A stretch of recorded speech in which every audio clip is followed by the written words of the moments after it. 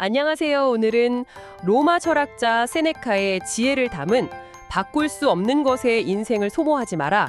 이 책의 핵심 요약을 보면서 좀 깊은 얘기를 나눠볼까 합니다. 요즘처럼 뭐랄까 빠르게 변하는 세상 속에서 마음의 평정을 찾는 거 다들 관심 많으시잖아요. 그래서 오늘 목표는 명확해요. 이 복잡한 생각들 속에서 당신 내면의 평온을 지키는 좀 실질적인 방법을 찾아보는 거죠. 네, 맞아요. 세네카한테 평온함이라는 건 단순히 그냥 고요한 상태? 그런 게 아니었어요. 오히려 혼란 속에서도 이게 옳다 싶은 걸 지키려는 어떤 단단함 같은 거죠. 세네카가 이 불행을 어떻게 성장의 기회로 삼고 또 삶의 덧없음 같은 걸 받아들이고 그 소유욕에서 벗어나라고 하는지 이런 지혜들을 좀 구체적으로 살펴볼 수 있겠더라고요. 네, 제가 보면서 가장 먼저 딱 눈에 들어왔던 게 우리를 괴롭히는 건 그 사건 자체가 아니라 그것에 대한 우리의 생각이라는 지적이더라고요. 모든 사람은 자기가 믿는 만큼만 불행하다. 이 말이 참 와닿았어요.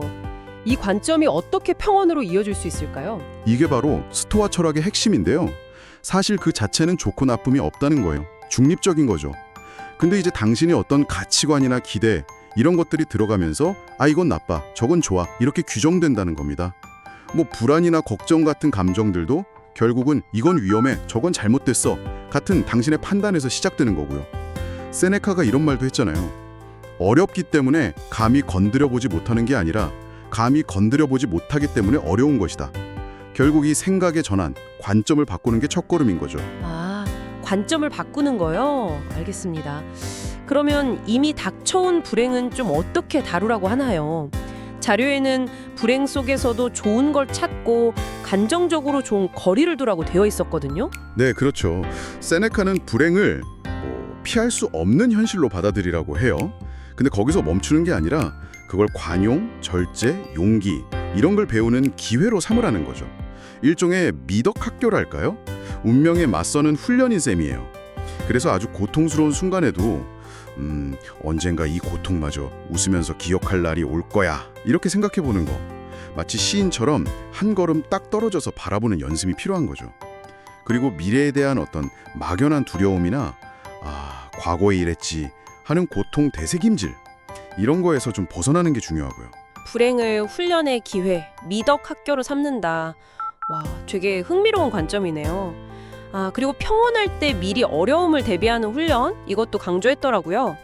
일부러 좀 검소하게 살아보면서 이게 내가 그렇게 두려워하던 빈곤인가? 이렇게 자문해보라는 부분요. 이건 어떤 의미일까요? 그건 일종의 예방접종 같은 거라고 보시면 돼요. 운명이 갑자기 우리가 준비되지 않았을 때 확 덮치는 걸 막기 위한 의도적인 연습이죠. 가상의 어려움을 일부러 겪어보는 거예요. 그러면 실제 어려움이 왔을 때 그 충격이 덜하겠죠. 미리 고난에 좀 익숙해지는 거죠. 그러면 갑작스러운 불운 앞에서도 평정심을 지키기가 훨씬 수월해질 테고요.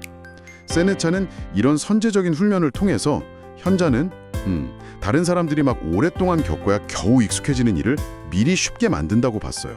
삶의 어려움뿐만 아니라 가장 근본적인 조건이죠. 죽음 그리고 덧없음, 여기에 대해서도 이야기하는데요. 삶을 잘 사려면 죽음을 배워야 한다. 이 말은 좀 어떻게 받아들여야 할까요? 좀 무겁게 들리기도 하는데요. 네, 무겁게 들릴 수 있지만 그 의미는 죽음을 삶의 아주 자연스러운 일부로 받아들이라는 뜻이에요. 에피크로스의 죽음을 훈련하라 라는 말도 인용하면서 이 죽음에 대한 두려움이 사실 우리를 얼마나 부자유하게 만드는지를 지적하는 거죠. 죽음을 자꾸 외면하려고만 할 게 아니라 삶의 동반자처럼 여기고 그 덧없음을 직시하라는 거예요. 그럴 때 역설적으로 현재 삶에 더 충실해지고 사소한 거에 덜 얽매이게 된다는 거죠. 모든 것은 변하고 사라진다. 이 덧없음을 깊이 이해하는 게 오히려 자유로 가는 길이라는 겁니다. 덧없음을 이해하는 게 자유의 길이다. 그렇군요. 마지막으로 소유에 대한 태도인데요. 소유물 자체는 좋고 나쁨이 없지만 소유욕은 파괴적인 전염병 같다고까지 묘사했더라고요. 재산이랑 행복은 별개다 이건데 그럼 어떤 자세를 가져야 할까요? 핵심은 결국 외적인 소유물이 아니라 내면의 상태에 있다는 거예요. 세네카는 자기 자신을 소유한 자는 아무것도 잃을 게 없다고 말했거든요. 이게 참 중요하죠. 당신이 가진 모든 것은 영원히 내 것이 아니라 잠시 빌린 것으로 여기라는 겁니다.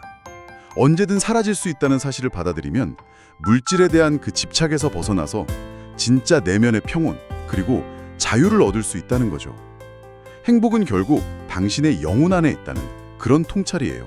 네, 듣고 보니 결국 세네카가 전하는 핵심 메시지는 정말 명확해 보이네요. 우리가 통제할 수 없는 외부 상황에 막 휘둘리기보다는 통제 가능한 우리 자신의 생각과 반영, 여기에 집중함으로써 평온을 찾을 수 있다. 바로 이거군요. 바꿀 수 없는 건 받아들이고 내면의 태도를 다스리는 데 힘쓰자. 이렇게 요약할 수 있겠네요. 정확합니다. 생각의 틀을 바꾸고 삶의 덧없음을 받아들이고 또 소유에 대한 집착을 내려놓는 꾸준한 연습. 이게 필요하다는 거죠. 마지막으로 한 가지 더 생각해 볼 점이 있다면 이거예요. 세네카의 지혜를 그냥 머리로만 그렇구나 이해하는 데서 그치는 게 아니라 오늘 당장 당신의 일상에서 마주치는 아주 작은 어려움이나 좀 짜증나는 순간 있잖아요. 거기에 이 원칙 중 하나라도 한번 의식적으로 적용해 보는 건 어떨까 싶어요. 그 작은 실천이 어쩌면 당신에게 가장 큰 변화를 가져다 줄 그런 시작점이 될지도 모릅니다.